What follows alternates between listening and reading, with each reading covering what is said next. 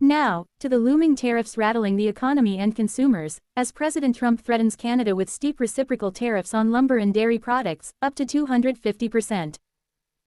These could come as soon as next week. Economists predict that higher lumber tariffs could unleash pain across the U.S. and add up to $110,000 to the cost of building a new single-family home. The threat of tariffs on goods from Mexico and Canada has consumers worried about yet another spike in food inflation when they are already shelling out more for groceries. Wall Street responded too, with one of its worst weeks in 6 months. Here's ABC's senior White House correspondent Selena Wong in Washington tonight. American business is bracing for President Trump's latest tariff threat. Trump is vowing new tariffs on Canadian lumber and dairy products in response to the up to 250% tax Canada places on American dairy and lumber to protect its own industries. They make it impossible for us to sell lumber or dairy products into Canada, Trump said. Economists and builders warn that higher tariffs on lumber could cause pain here in the U.S. Dennis, who owns a lumber yard in Maryland, said, "Tariffs on Canadian lumber will hurt my sales in the long run." The National Association of Home Builders says even a 25% tariff on Canadian lumber would increase the cost of building a new single-family home by up. The National Association of Home Builders says even a 25% tariff on Canadian lumber would increase the cost of building a new single-family home by up to $10,000.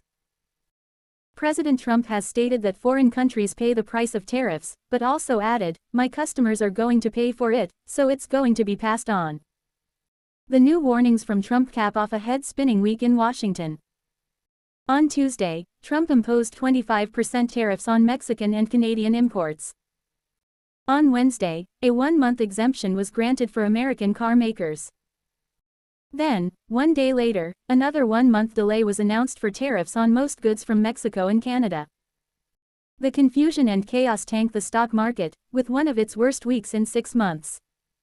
The president stated, "The uncertain is here to stay. There'll always be changes and adjustments.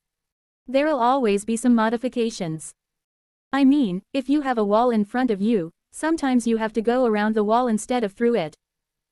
What Trump is really trying to do outside of Washington is also coming under scrutiny.